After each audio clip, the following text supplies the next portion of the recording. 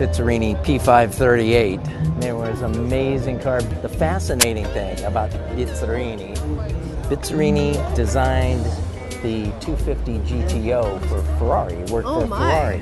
And he did it. They go, we have no money. Our cars are starting to get beat.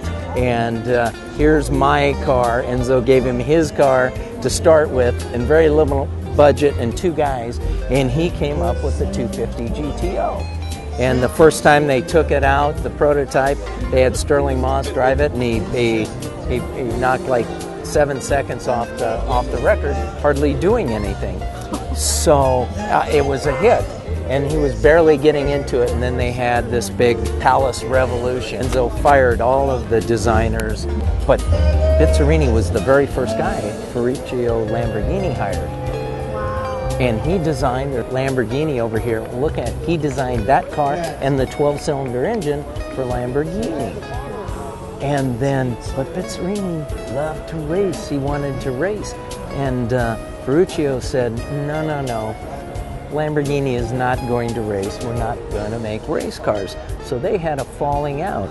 So then Pizzarini, he developed his own cars. This was his race car. They were called P538s. The very first one had a Lamborghini engine. Then he made 2 more that had Chevrolet engines. And that worked well. So his 5300 Strada, which is gorgeous, he designed some beautiful cars, and he used the American power plant.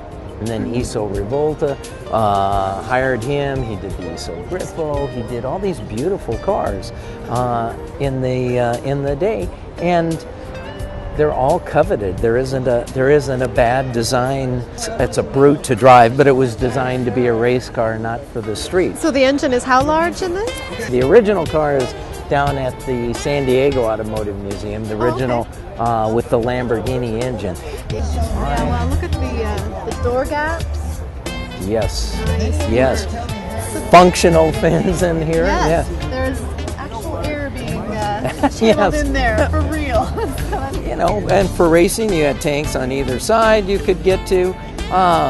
This was a mid-engine car. The engine sits just in front of the axle, so the steering was, I mean, you know, the balance was great. Then, yeah. It's fantastic.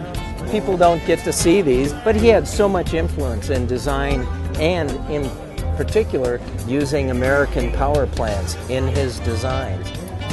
I think it's interesting how a lot of people think that motorsports is somehow wasteful or indulgent, but we learn so much about how to make cars more efficient.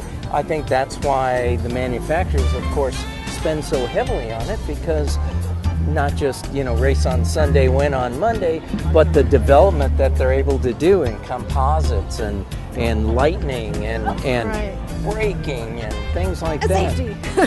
Oh, safety. The cars are so unbelievably safe now, even catastrophic accidents. Now look how different this is from the day that it came out of the factory. I mean, many things have been changed about this car to optimize it for racing, right? Definitely. Have the tail for the downforce on the back, but, you know, the bracing should anything happen, to get the right size wheels and tires on this to get the grip that you need. Look how they've widened these fenders. Any chance you can start it up for us? We could, yes.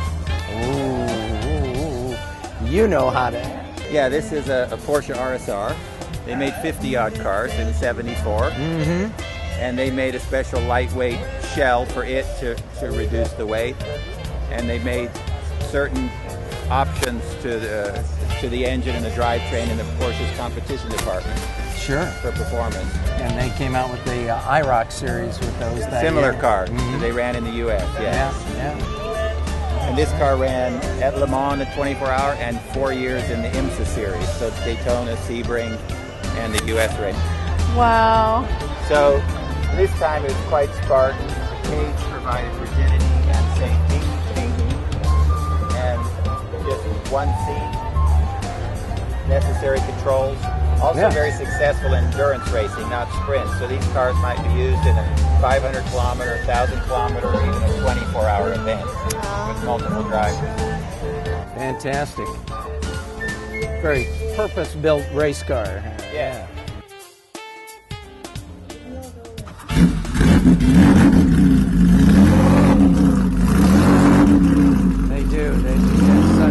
incredible sound. Yeah. See, that's the thing. You can attract people just firing it up, and everybody's. Thanks, Mark. Thank you. What a distinctive sound. That's great.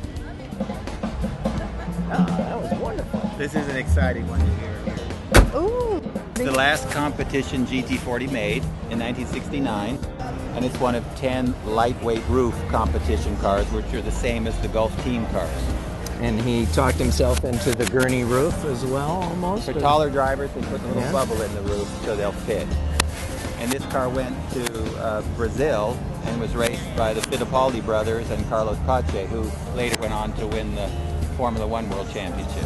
The real enjoyment is driving the car. It's set up for the track.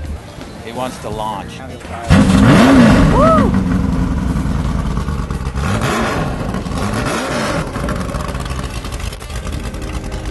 It sounds angry, Mark. It wants to go. It does. Yes.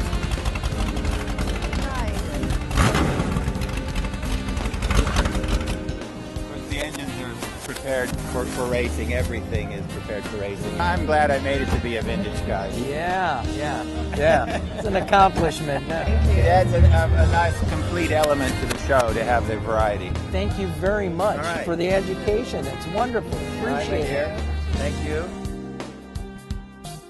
And this is what it's all about. A beautiful 1925 Spano Sueza and a great day. And Christine Reed came along with us today. We're so very thankful. Thanks for having me along on the ride today. It was a great educational day. I learned so much.